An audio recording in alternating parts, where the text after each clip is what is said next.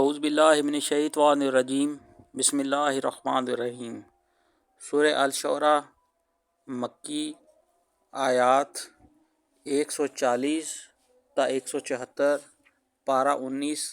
وقال الذی، رکوع 8 اور 9۔ سمود نے رسولوں کو جھٹلایا۔ یاد کرو جب کہ ان کے بھائی صالح علیہ السلام نے ان سے کہا، کیا تم ڈرتے نہیں؟ میں تمہارے لیے ایک امانت دار رسول ہوں، لہٰذا تم اللہ سے ڈرو اور میری اطاعت کرو۔ میں اس کام پر تم سے کسی اجر کا طالب نہیں ہوں، میرا اجر تو رب العالمین کے ذمہ ہے۔ کیا تم ان سب چیزوں کے درمیان جو یہاں ہیں بس یوں ہی اطمینان سے رہنے دیے جاؤ گے؟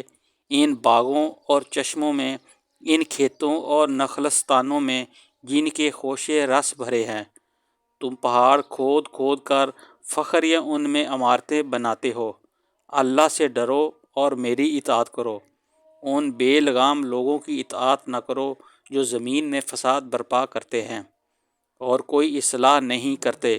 انہوں نے جواب دیا، تو محض ایک سحر زدہ آدمی ہے، تو ہم جیسے ایک انسان کے سوا اور کیا ہے؟ لا کوئی نشانی اگر تو سچا ہے۔ صالح علیہ السلام نے کہا، یہ اونٹنی ہے، ایک دن اس کے پینے کا ہے اور ایک دن تم سب کے پانی لینے کا۔ اس کو ہرگز نہ چھیڑنا ورنہ ایک بڑے دن کا عذاب تم کو آ لے گا۔ مگر انہوں نے اس کی کونچیں کاٹ دیں اور آخر کار پچھتاتے رہ گئے۔ عذاب نے انہیں آ لیا۔ یقیناً اس میں ایک نشانی ہے مگر ان میں سے اکثر ماننے والے نہیں ہیں، اور حقیقت یہ ہے کہ تیرا رب زبردست بھی ہے اور رحیم بھی۔ لوط کی قوم نے رسولوں کو جھٹلایا۔ یاد کرو جب کہ ان کے بھائی لوط نے ان سے کہا تھا، کیا تم ڈرتے نہیں؟ میں تمہارے لیے ایک امانت دار رسول ہوں، لہٰذا تم اللہ سے ڈرو اور میری اطاعت کرو۔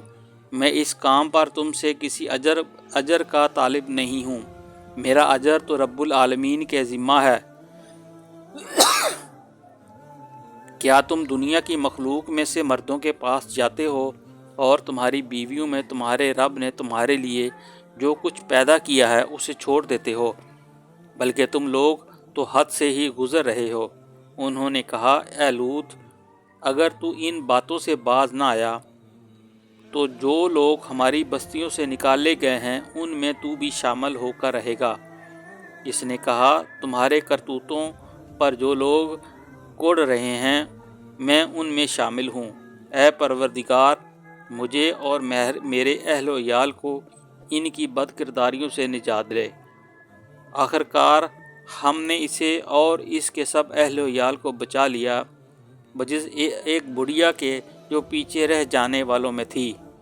پھر باقی ماندہ لوگوں کو ہم نے تباہ کر دیا اور ان پر برسائی ایک برسات، بڑی ہی بری بارش تھی جو ان ڈرائے جانے والوں پر نازل ہوئی۔